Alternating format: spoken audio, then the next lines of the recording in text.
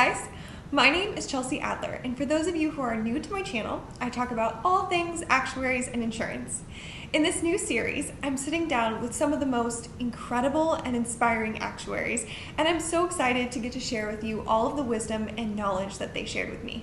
In this video, you'll get to meet Mallika Bender, who is currently the Diversity, Equity, and Inclusion Staff Actuary at the Casualty Actuarial Society. And prior to this role, she has a plethora of experience in both the traditional insurance space as well as consulting. I've personally had the pleasure of getting to present alongside Mallika and meet her on various occasions, and in addition to her incredible knowledge, she's just also a really kind and genuine human being, and I'm just so excited for you to get to know her and the heart behind the really great work that she's doing. So if you're ready, let's get to it. Hey, Mallika, thank you so much for joining me today. For those who don't know you yet, could you please introduce yourself, share a little bit about your current role, maybe how long you've been in the position, and where you're located? Yeah, so my name is Mallika Bender. I am a fellow of the Casualty Actuarial Society, and I also work for the Casualty Actuarial Society now as their Diversity, Equity, and Inclusion Staff Actuary. I am based in Philadelphia in Pennsylvania, and I've been here for about 7 years now. Whoa. Time flies. Yeah, it really does.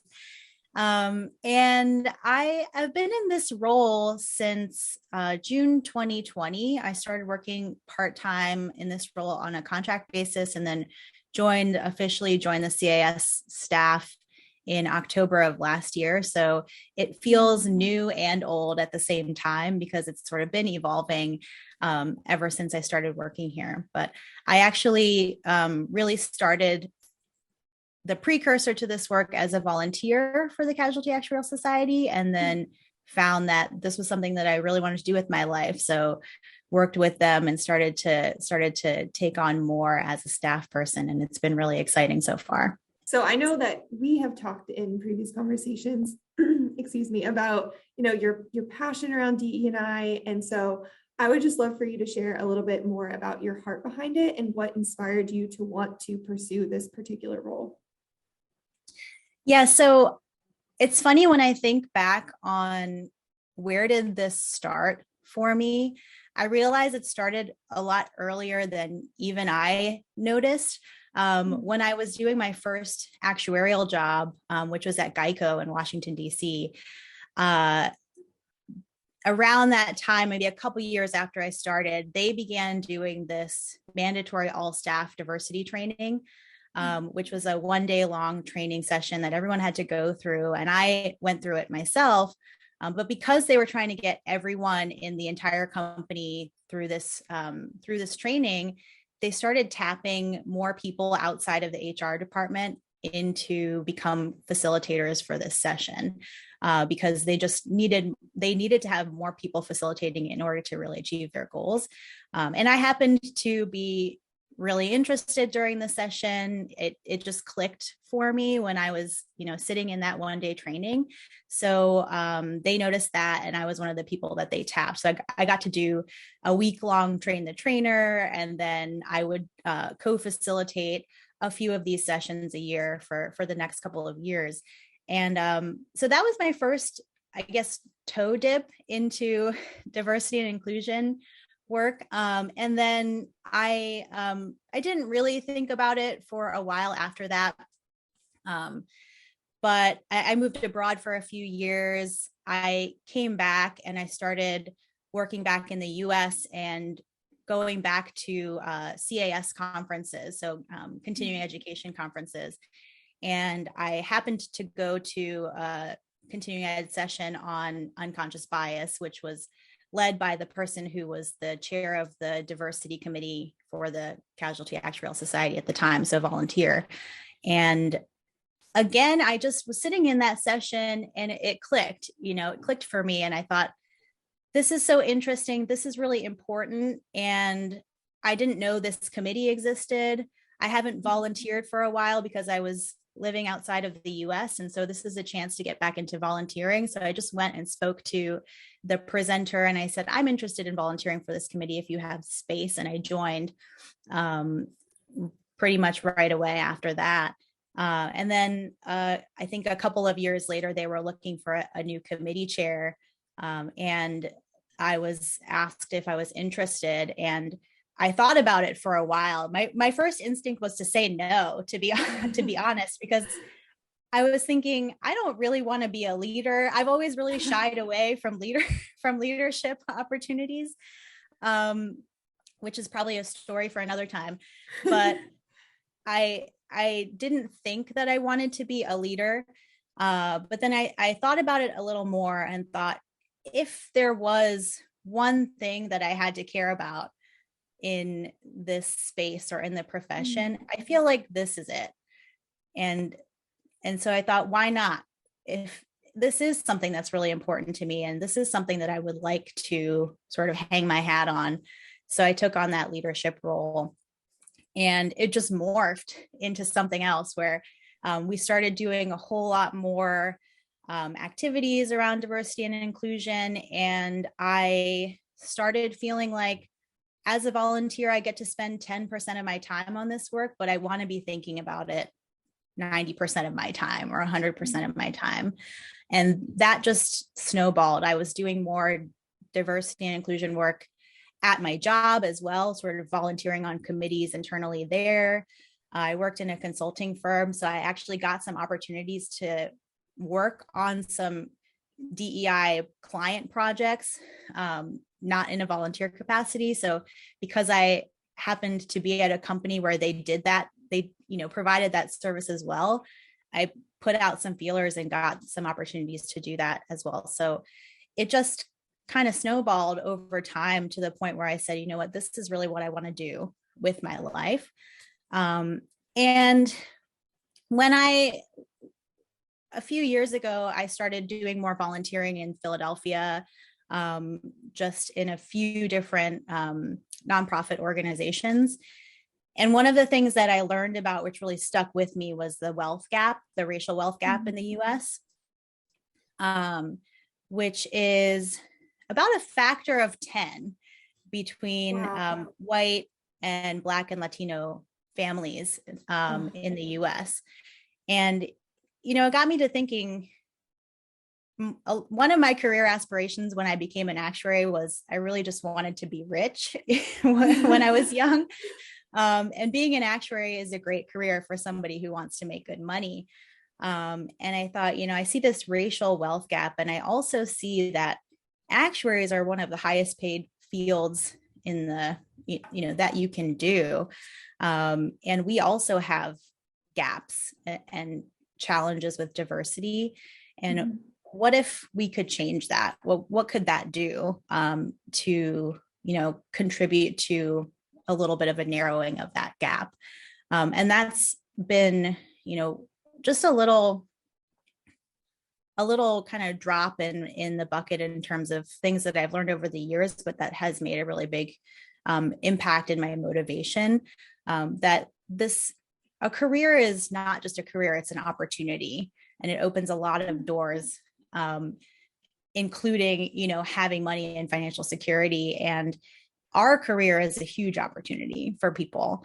And I want to make sure that it's available to a lot more people than maybe it is right now. So that's one of the things that has driven me and really continued to motivate me in this field.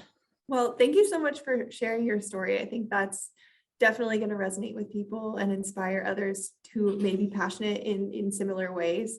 I think it's funny that you said, you shied away from leadership opportunities, because to me, you seem like such a natural leader in the ways I've seen you working. So I just think that's really funny. So I think you sort of, hit on a little bit of this in telling your story, but if there was like one big overarching mission statement or something that you're really hoping to accomplish in your role at the CAS, either in this upcoming year or just over the course of your time there, what is your greatest hope for what you'll be able to accomplish through this work? So I know it's a big question. There are so many things. I think my greatest hope is to really prove that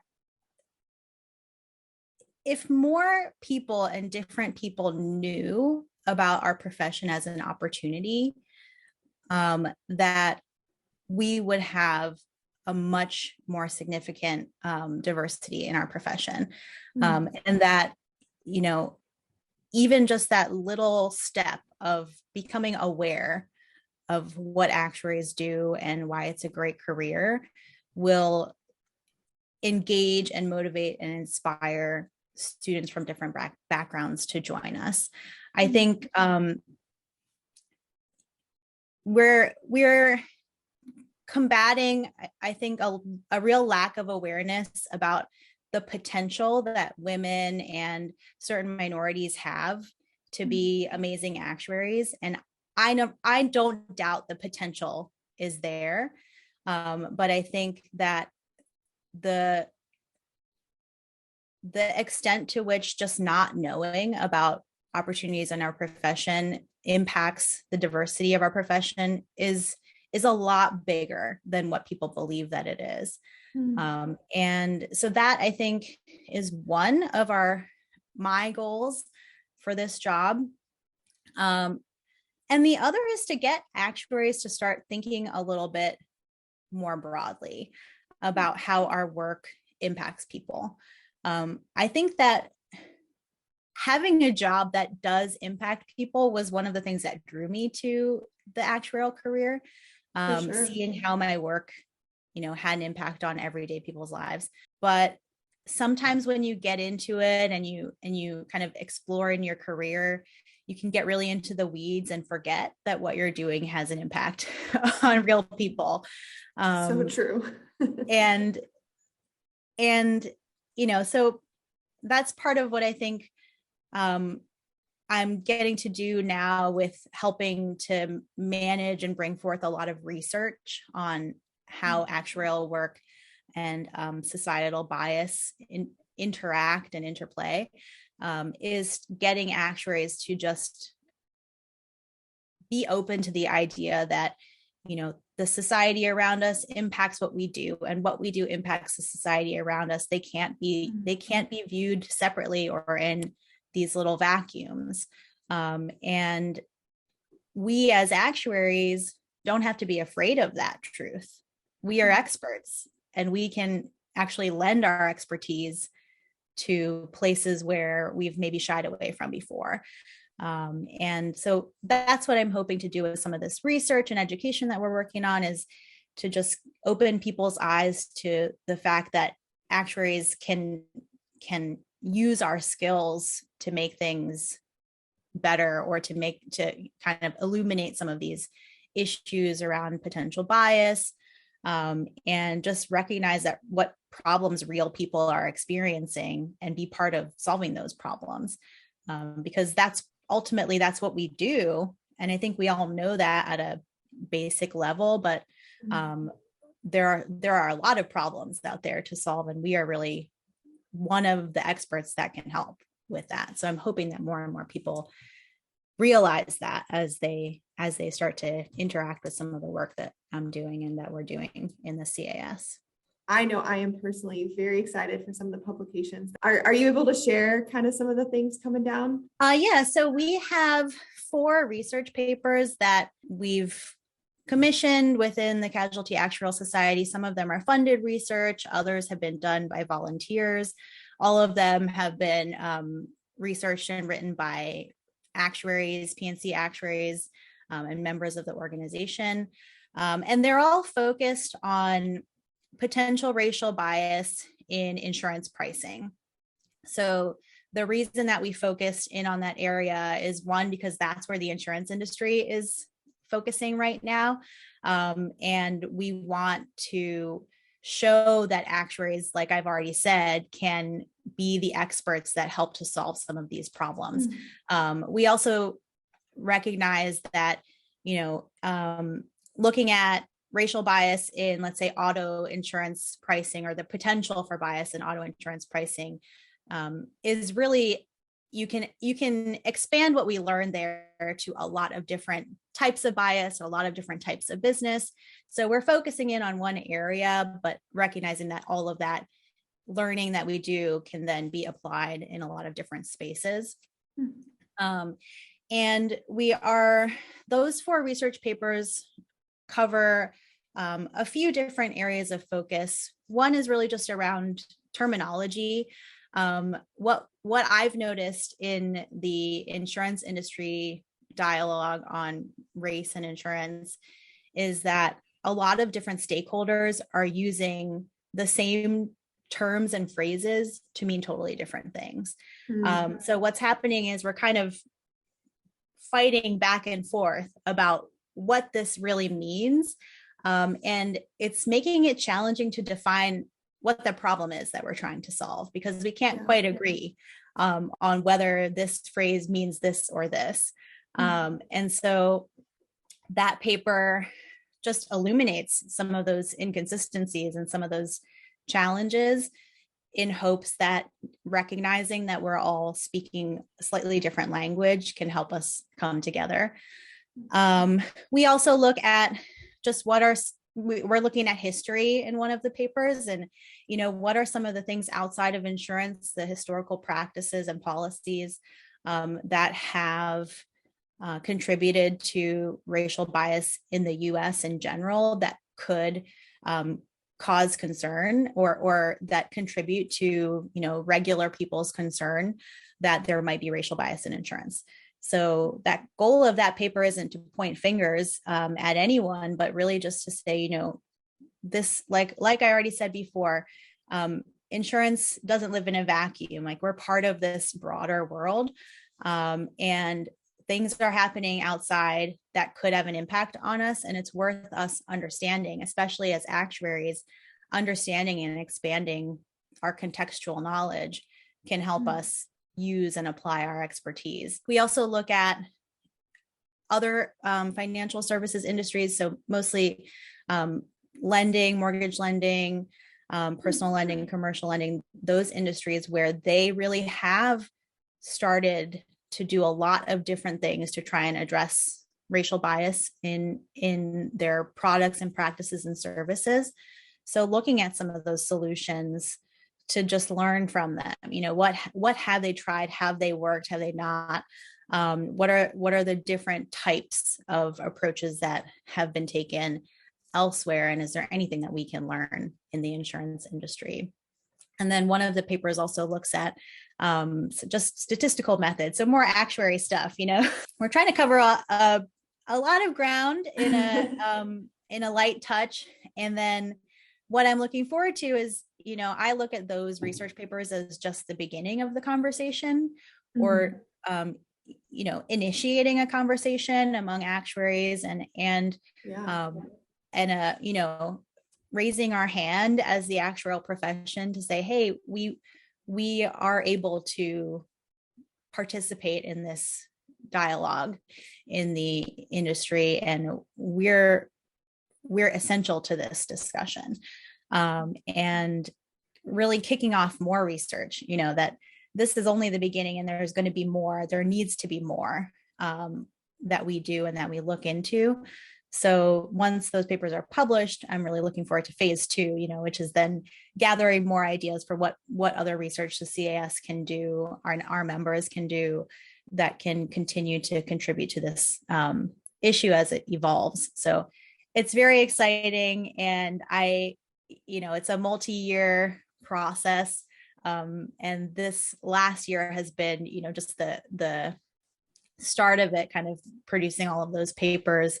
So it's great to see that it's going to be coming to fruition really soon. There'll be lots more discussion, I think, to come after this. So one of the other things you hit on in terms of just kind of your goal is to get the profession or awareness of the profession out to more people, in a more diverse, population. And I think that's something that was a huge passion on my heart when I started Inspiring Actuaries. So I love that we kind of have that similar goal, and aspiration. For you specifically, kind of going back to the very beginning, how did you hear about the actuarial profession initially? I stumbled upon it, and it was not systematic at all. I never heard of the actuarial profession or really insurance careers throughout my high school and well into college. I didn't really know what I wanted to do when I went to college. So I went to American University in Washington, D.C., thinking, well, like I said, I just want to be rich. Someday maybe I'll be a CFO, because in my mind, chief financial officer, that's where the money is. And so I was thinking maybe economics, who knows? And I took an economics class and I was like, this is very boring. I'm not, I'm not interested in that. I was taking some math classes, and I started tutoring math, just as a side job to make some money, and especially tutoring statistics. And what I really found was tutoring in that subject reminded me how much I liked the fact that you can use math and you can use data to explain the world and tell stories. And I just found I really connected to it. And I'm sure it's one of those things they always say, you learn something better when you try to teach it. So when I was tutoring other people, it really solidified that feeling for me of, I connect to this topic, and I connect to this concept that, data is so important, and understanding and manipulating data to tell stories is a really important skill, and something that I enjoy. So I became a statistics major. And along the way, I interned at the Bureau of Labor Statistics. I did like a statistical research internship. Yeah. And I learned a lot in that role. That was where I learned how to do SAS programming, which became one of my, my signature skills for a while, when a lot of companies used SAS. And I got a lot out of it, but I also, I think, noticed that in that research role, I felt like it was hard to tell how my work was going to impact the world and regular people. So I didn't totally engage with, looking at that as a career path for my future. And going into my senior year of college, I really didn't know what I was going to do. So I had a friend who was recruiting for Teach for America. She was kind of getting me to think about becoming a math teacher. And I went down that path of applying and auditioning for TFA. And at the same time, I bought a book called Careers for Math Majors. And I found actuary in that book. And that it again just clicked for me when I saw that, which was, there's real life applications to math and statistical work. And I was ready to be done with school also. And I liked the idea that I could take these actuarial exams and continue to learn and grow in my career without having to go to grad school or continue school. I was ready to start working.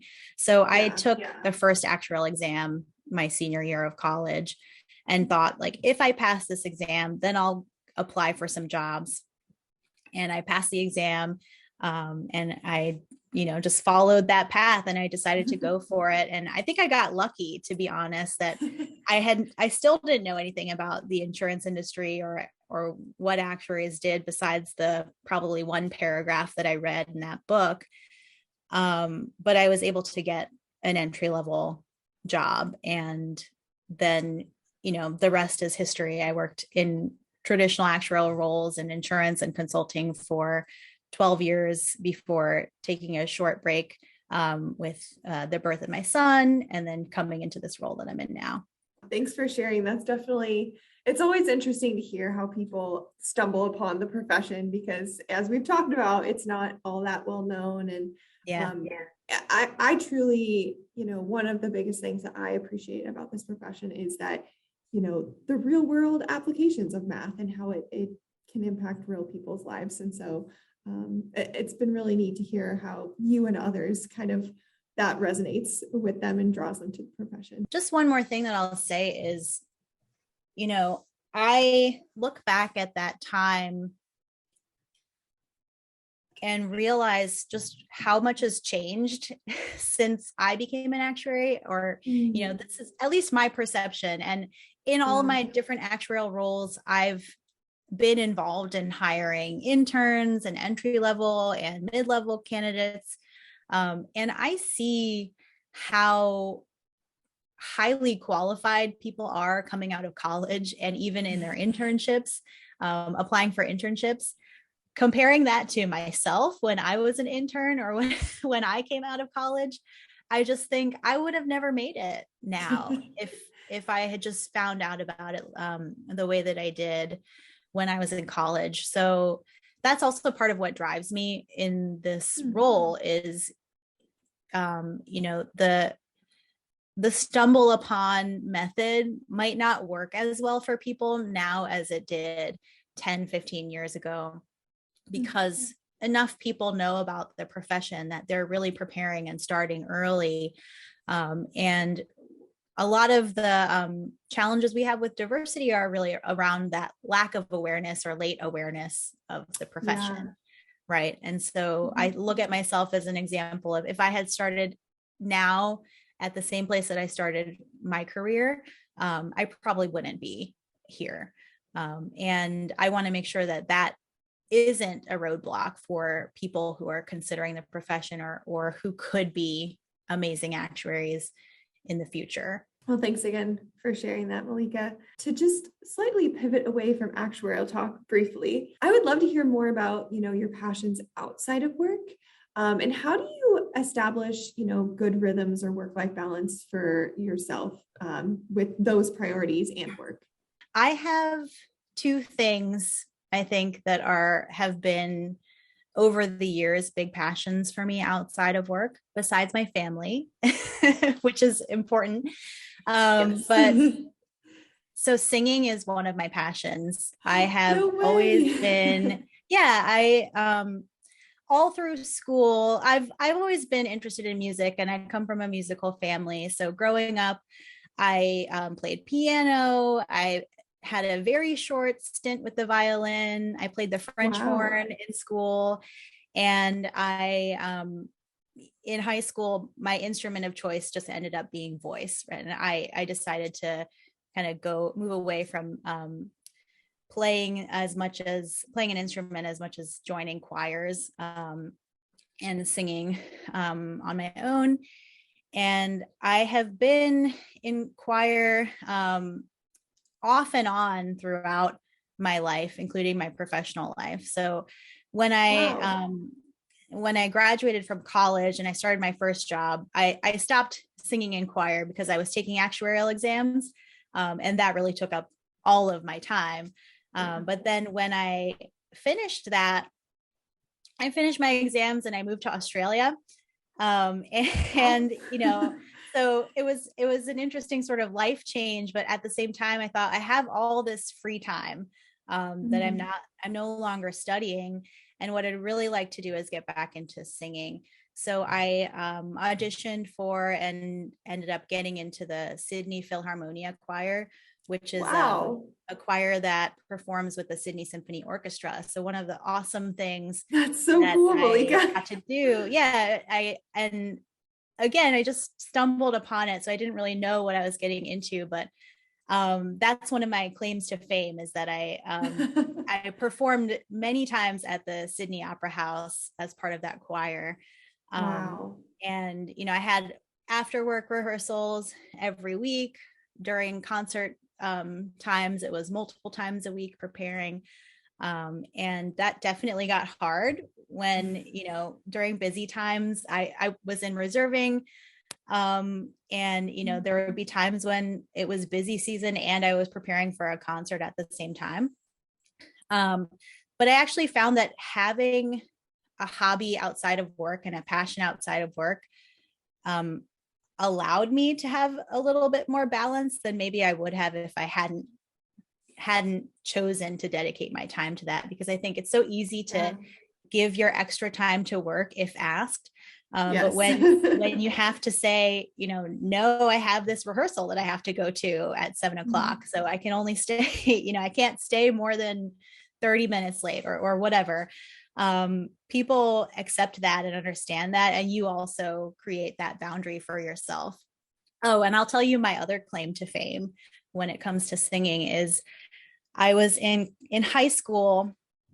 I was in an a cappella choir, and I was one of the directors of our a cappella choir. And do you remember the MTV show TRL, Total Request Live? Yes. We're probably both dating ourselves here, but yeah, yes. I know.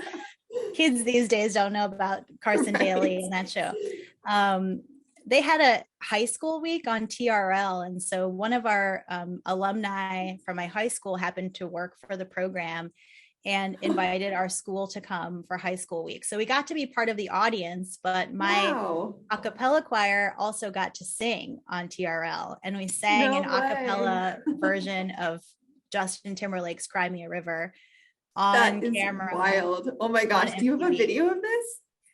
I have been for years trying to track down this video because all of my friends were also there in the audience. Like a bunch of us got to go and sit in and watch the show. So we all taped it on VHS, because back that was, the mode of the time. So I'm sure there are VHS copies throughout my high school, but none of us have really dug it out yet. So someday we'll get it. As we look to wrap up here, is there any last just like pieces of advice that you would have for those interested in the actuarial profession or aspiring actuaries that are on their journey? Just anything that really sticks out to you from your experience? I guess two things that I would share. One is to ask questions. I think that's probably been the tool that has been most helpful to me. And I know it sounds so simple and like not really advice at all. But I used to find myself starting a role and feeling like this is something that I should already know when I started doing some work. And I think that can really hold you back when you kind of don't ask questions because you think that you should know something already. And I started pushing myself to just always ask the dumb questions and ask for help when I needed it, and ask in public settings. So, in a team meeting, if I didn't understand something, I just try to push myself to ask. And what I found was it helped me, but it made me see that everyone else didn't always understand either. And that to me sort of illuminated that we're all learning as we go. And if you don't know something, somebody else probably doesn't know that either. And it's an opportunity for all of us to learn. The other piece of advice I'd give is just, you ask the question, right? How do you balance life outside of work? And I don't have a good answer to that, but I want to encourage people to keep that front of mind and prioritize your life outside of work as well. Because I think as much as, we have this old notion that actuaries have the best work-life balance in the world. I'm not saying that's not true, but I think it's really easy to lose sight of that when you get into the workplace. And the more that you can create those boundaries for yourself, the better off you'll be in life. And, trust that you're doing a great job and you're putting in your hardest work during your time at work. and then go home and do whatever else you want. And hobbies are a great way to, create those boundaries for yourself, whatever those are. I feel like you have just shared so many great pieces of advice throughout this conversation. So thank you for your time. Thank you for all the amazing work you are doing with the CAS. I'm super excited to see kind of where you continue to go from here. And I know so many people are just going to be encouraged and get a lot of value out of this conversation. So thank you.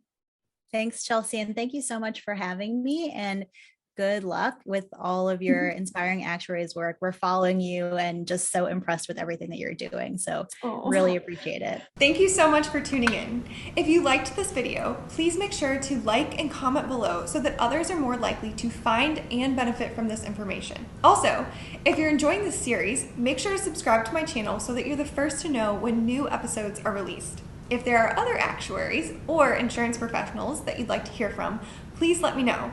You can make suggestions down in the comments below, or you can send me a direct message. And finally, if you have any questions for Mallika, I've included her contact information in the description below. Thanks so much for watching.